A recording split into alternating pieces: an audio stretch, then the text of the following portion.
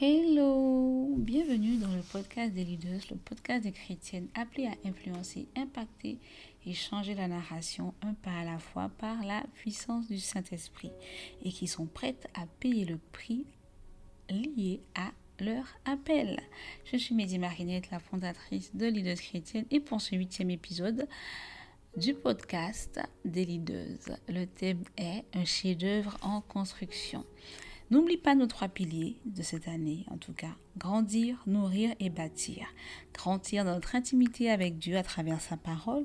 Nourrir la vision qu'il a déposée en nous en embrassant la destinée, l'influence et l'abondance financière vers lesquelles il nous conduit. Et bâtir avec discernement en investissant dans des contenus à la fois spirituellement riches et bibliques, mais aussi techniquement pertinents, c'est-à-dire des formations, des livres ou toutes sortes de biais par lesquels nous pouvons nous aligner à la vocation et à la montagne d'influence à laquelle il nous appelle. Je rappelle également que le groupe Leaders en prière est toujours d'actualité, de vendredi par mois de 5h25 à 6h du matin.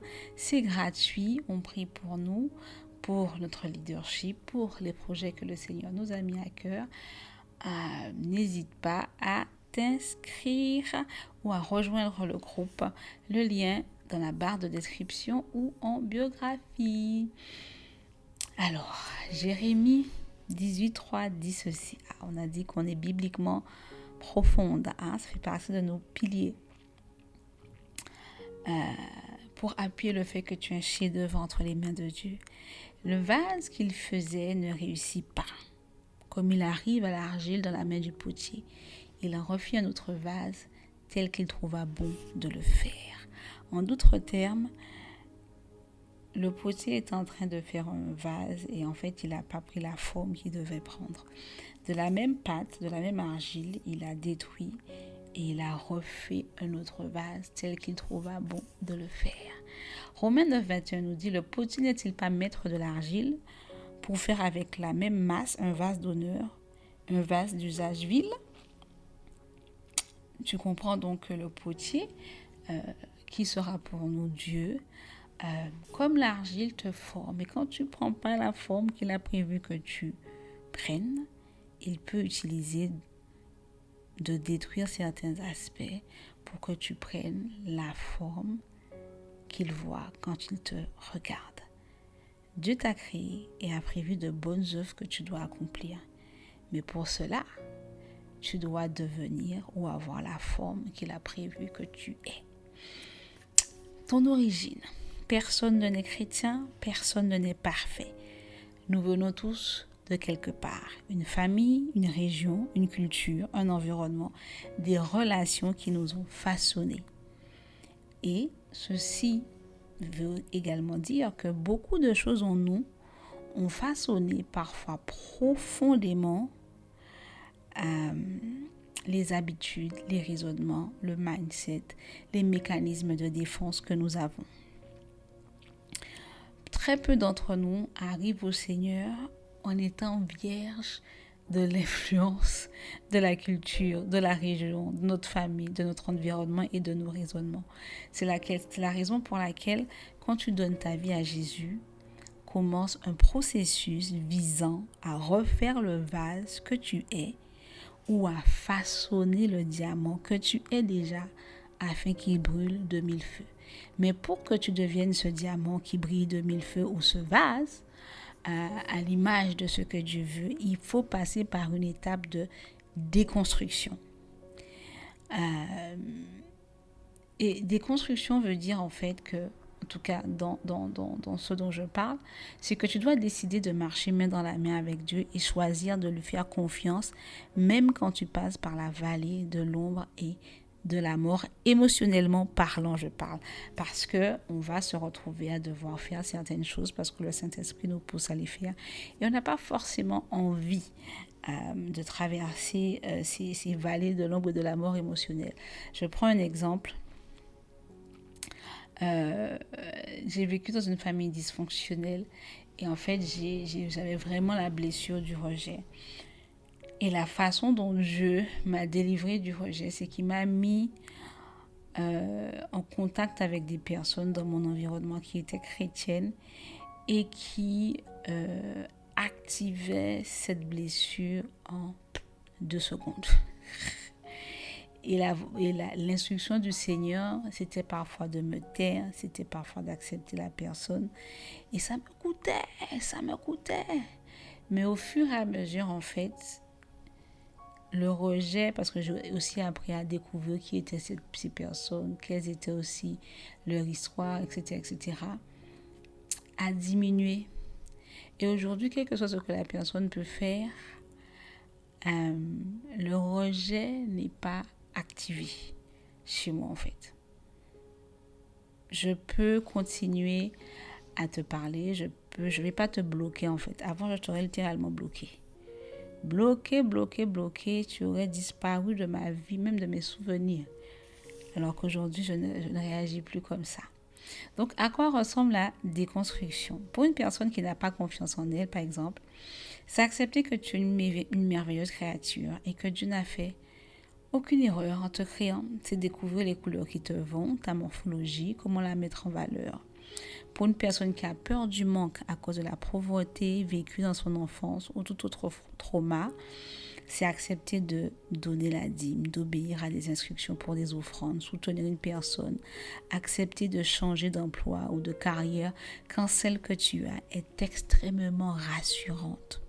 L'objectif étant pour Dieu de guérir et d'établir une confiance inébranlable en lui, bâtie sur le fait qu'après chaque obéissance, il ne t'a jamais laissé tomber. Tu ne peux pas vivre ça si tu ne lâches pas prise.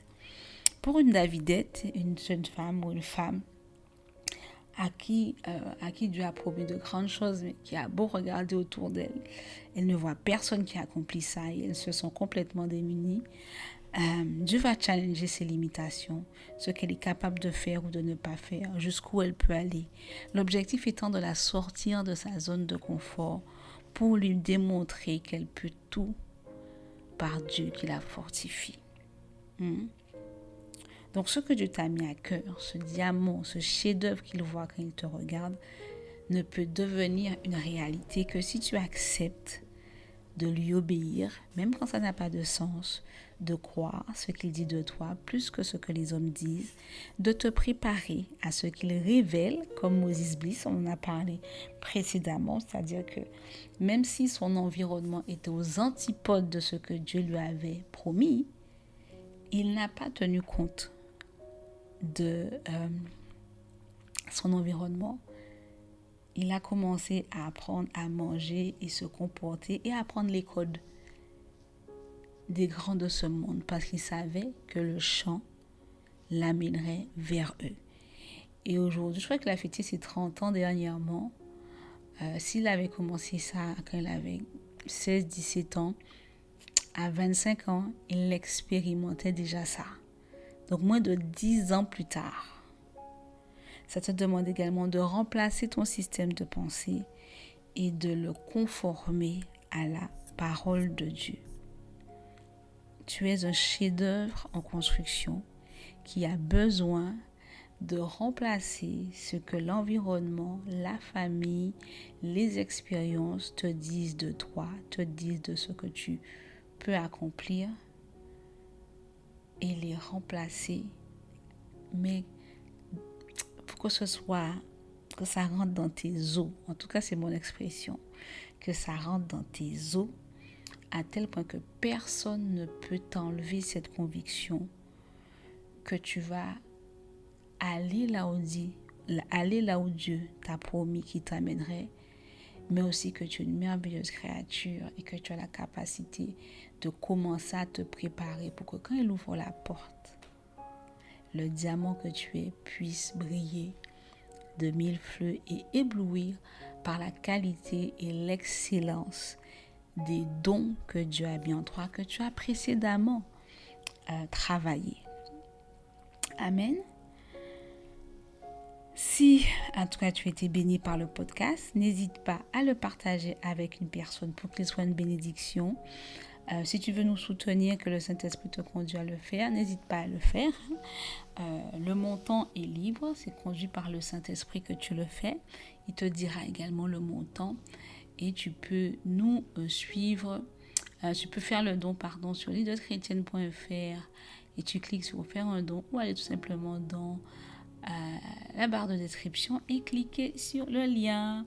La semaine prochaine sur le blog avec la méditation immersive, on va parler de planifier une clé pour servir Dieu dans l'excellence basée sur Néhémie 2, 6 à 8. Et le prochain épisode du podcast, on va voir comment Dieu m'a testé. Alors Dieu nous teste. Prions. Éternel mon Dieu, je te bénis et je te rends grâce pour ce rappel que nous sommes des chefs-d'œuvre en construction, des diamants appelés à briller de mille feux. Mais c'est aussi une réalité. Pour plusieurs d'entre nous, que là où tu nous amènes, il n'y a pas beaucoup de personnes, peut-être voire personne autour de nous, qui avons atteint ce niveau, qui avons de personnes en fait qui ont plutôt, qui manifestent le type de leadership, le type de personnes que tu nous appelles à être dans ces cercles-là. Je prie en fait que tu puisses nous aider à comprendre tout ça et nous aider à nous préparer, éternel mon Dieu, afin qu'on fasse ta gloire, afin qu'on te glorifie, afin que du haut du ciel, en fait, tu puisses nous regarder, marcher dans cette destinée que tu as pour nous et que tu puisses sourire en disant que tu es fier de nous pour le chemin accompli, pour le fait, en fait, que on a délaissé tout ce qui nous rassurait, tout ce qui avait un sens pour embrasser ce que toi tu dis de nous et la façon dont tu veux qu'on se comporte en accord avec ta parole. Que nous ne soyons pas encore une fois des auditrices oublieuses et que nous puissions passer à l'action après ce podcast. Au nom de Jésus, Amen. On se voit la semaine prochaine sur le blog et dans 15 jours sur le podcast. N'oublie pas de t'inscrire à la newsletter. Le lien est aussi en barre de description. Bye!